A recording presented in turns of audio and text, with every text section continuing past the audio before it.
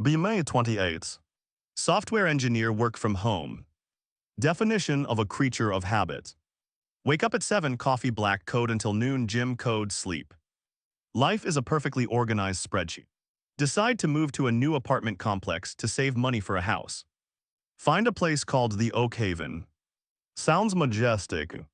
Actually a 1970s brick box with questionable plumbing and thin walls. But it's cheap and has fiber internet. Sign the lease immediately.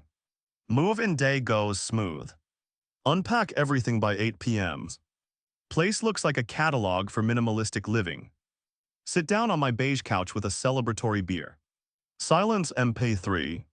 This is the dream. Suddenly, thud, ceiling dust falls into my beer. Look at the wall shared with neighbors. SCRUCH. Sounds like someone dragging a medieval torture rack across hardwood floors. Check watch. 9:30 p.m. Maybe they are moving furniture too. Give them the benefit of the doubt. Put on noise-canceling headphones. Ignore it. Be next day. 10 a.m. sitting in a Zoom meeting with my boss. Explaining the intricacies of a backend database migration. Suddenly, from the other side of the wall, a blood-curdling scream. Feminine, high-pitched, absolutely terrified. Boss stops talking. Anon, is everything okay over there? Panic JPG. Yes, just the TV, thin walls. Scream happens again, followed by a wet asterisk splat sound. Boss looks concerned. Mute mic. Pound on the walls. Hey, keep it down. Silence returns immediately. Resume meeting, face redder than a baboon's ass. Be 2 weeks later. Haven't seen the neighbor yet. But I have heard her entire life story through sound effects. She doesn't talk much, no music, no loud phone calls. Just events. Tuesday sounded like she was wrestling a bear covered in bubble wrap. Wednesday, the sound of glass breaking, repeated exactly 15 times. Thursday, wet squishing noises for 3 hours straight. Begin to formulate theories. Theory A, she is a serial killer disposing of bodies. Theory B, she runs an underground fight club for squirrels. Theory C, she is possessed. Decide to take action. Cannot confront directly because social anxiety. Resort to the ancient art of the passive-aggressive post-it note. Write on a yellow square, please limit the exorcisms to business hours. Some of us work, 4B. Stick it on her door, 4A. Notice her doormat says go away but has a picture of a cute cat. Mixed signals. Come home from gym next day. See a note on my door. Pink glittery ink. So sorry the exorcism didn't take. The demon is stubborn, will try to keep the holy water splashing to a minimum. 4A. Also attached is a Kit Kat bar. Okay, she has a sense of humor. Eat the Kit Kat. It's good. Rage subsides by 10%. Be Friday nights. Finally meet the cryptids. Walking up the stairs with groceries. See a girl struggling at her door. She is small, maybe 53. Wearing oversized overalls covered in red paint. Hair is a chaotic bun held together by a pencil and sheer will. She is trying to open her door while holding 3 massive grocery bags. One bag rips. Disaster ensues. But instead of normal groceries, out spills 4 heads of lettuce. A pair of heavy work boots, men's. A bag of cornstarch. And a literal coconut. She freezes. I freeze. Look at the boots on the floor. Look at her small feet. Look at the red paint on her overalls that look suspiciously like dried blood. I can explain, she says. Voice is raspy, kind of nice actually. I swear I'm not making a very bad salad. Say, do you need a hand? She looks relieved. Please, the coconut is rolling away. Set down my protein powder and chicken breast. Help her gather the chaos. Hand her the coconuts. I'm Anon, by the way, 4B, the guy who hates exorcisms. She turns bright red. Oh God, I'm Mia, I'm so sorry about the noise. I promise no one is dying, usually. She has a nice smile. Kind of crooked, eyes crinkle at the corners. Usually I ask. It's a hobby thing, she says vaguely. She grabs the boots. Thanks for the help, neighbor. She disappears into 4A. Lock my door. Analyze the data. She buys men's boots but lives alone. She buys excessive lettuce. She is covered in red substance. Conclusion, she is definitely crazy. But she's cute. So I guess I'll die. Weeks pass. We develop a hallway relationship. The sitcom phase. I leave for work, coffee shop run. She is dragging a rusty car door up the stairs. Don't ask, she wheezes. I grab the other end without a word. We haul a car door into her apartment. Her apartment is a labyrinth. Foam pads on the walls. Microphones everywhere. Piles of junk. Thanks Anon, you're a lifesaver, she beams. Just try not to slam it after 10 p.m., I say. Aye aye, captains. Another time.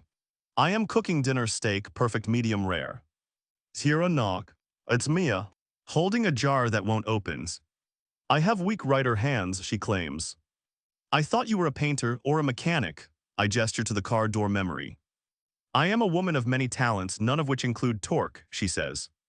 I pop the lid effortlessly. My hero. She sniffs the air. Is that rosemary and garlic? It is. Stomach growl MP3.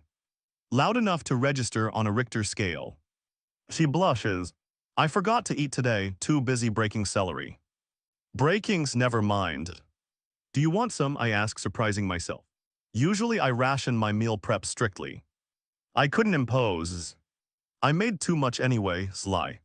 She comes in, eats like she hasn't seen food in a decade. We talk. She dodges questions about her job efficiently. I work in arts, she says. Freelance stuff very chaotic. Asks about me. I make computers go beep boop, I say. That sounds stable, she says wistfully. I like stable, stable is good. She looks at me, really looks at me. You are very stable, Anon, it's nice. You're like a reliable anchor in a sea of madness. Feel warmth in chest region. Ignore it. Logic dictates she is just being polite because I fed her beef. Be a month later. The noise has evolved. Now it sounds like she is walking on gravel in high heels. Back and forth. For 4 hours. TikTok crunch crunch. I am trying to debug a critical error. Can't focus. Text her, we exchanged numbers for emergencies. Me, are you practicing for a runway show in a quarry? Mia, close, stalking a vampire in a dungeon. Mia, just ignore me, almost done. Then silence. For 2 days. No thuds. No screams. No gravel. Worry EXE initiates. Is she dead? Did the vampire get her? Knock on her door on day 3. No answer. Turn to leave. Hear a faint sniffle. Panic mode. Mia, you okay? It's open, voice sounds wrecked. Enter 4A. It looks like a tornado hit a thrift store. Mia is sitting on the floor surrounded by magnetic tape, old school, and digital equipment. Holding a shattered hard drive. Crying silently. What happened? Kneel down next to her. My RAID array failed, she sobs. Back up. Corrupted, it's all gone. The deadline is tomorrow morning at 8 a.m. What's gone? Your art. The project, the big one, the one that pays rent for 6 months. If I miss this, my reputation is toast, I'm blacklisted. She looks defeated. Small, fragile eyes red. Instinctive protective mode engages. Let me see it. You can't fix it, it's hardware. Mia, I say, voice calm, I am a senior systems engineer. I fix things that don't want to be fixed. Move over. Assess the damage.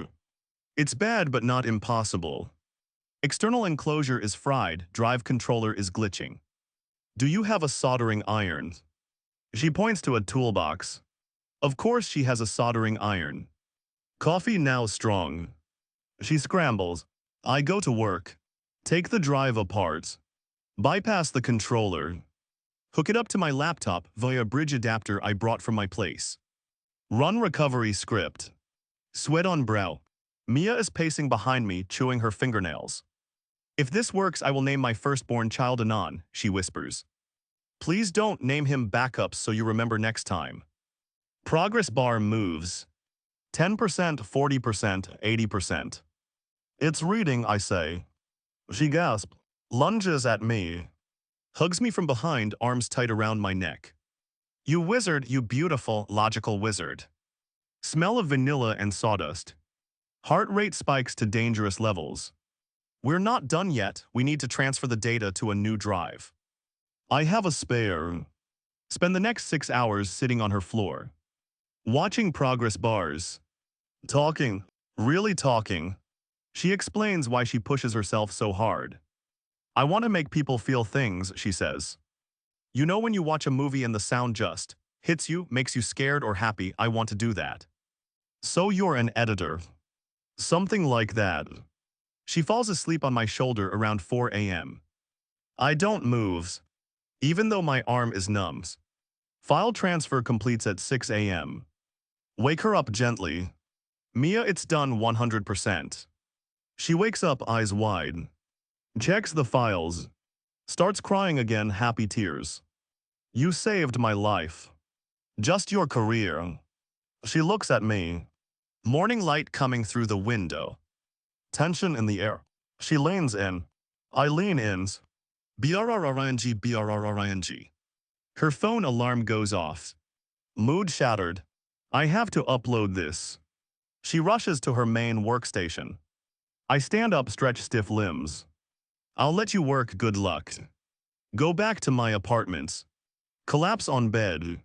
Sleep for 2 hours. Dream of coconuts and blue eyes. Be 2 days later. Wake up to a note slid under my door. Movie night, my place, 8 p.m. Bring the beers, Mia. Curious. Buy a 6-pack of craft IPA, I'm a hipster at heart. Shower, shave, put on a clean shirt. Go to 4A. Apartment is clean, earth. Equipment pushed to the side. Huge TV set up. Popcorn ready. She looks great. Wearing normal clothes, hair down. What are we watching, I asked. The project, she grins. The one I saved. The one asterisk we saved. She hits play. It's the new AAA horror survival game everyone has been talking about on Reddit. Wait, Shadows of the Deep, you worked on this. Just watch. Game intro plays. Character walks through a dark forest. Crunch, crunch. Leaves breaking underfoot. Sounds familiar. Wait, I say. Is that? She pauses. That's the magnetic tape from the cassette reels I unspooled all over the floor. Character gets attacked by a zombie. Squelch, snap. And that's. Remember the coconut and the cornstarch, she laughs. You smashed a coconut to simulate a skull fracture. I'm a Foley artist, Anon, she says proudly. I make the sounds, the footsteps, the clothes rustling, the gore, the punches. Mind blown. The plot twist. All the weird noises. The car door. Car door was for the vehicle segment in level 3. The screaming. Voice acting fill-in for the banshee enemy. The gravel. Walking on kitty litter in high heels for the vampire duchess. So you're not a serial killer. Nope, just a professional noisemaker. Look at the screen. Look at her. That's actually incredibly cool. You think. Yeah, you create reality from junk. We watch the gameplay walkthrough. Every few minutes she points out a sound. That wind, I recorded that using a silk sheet and a microphone in the hallway. That bone breaking, celery. That rain, bacon fryings. I look at her differently now. Not as a chaotic neighbor, but as a master of her craft. Passionate, creative, insane in the best way. Movie ends. Silence in the room. So, she says, twirling a piece of hair. Now you know my secret, I'm loud for a living. I can deal with loud, I say. My life is too quiet anyway. She smiles, that crooked smile again. We could mix the audio tracks, she jokes, terrible pun.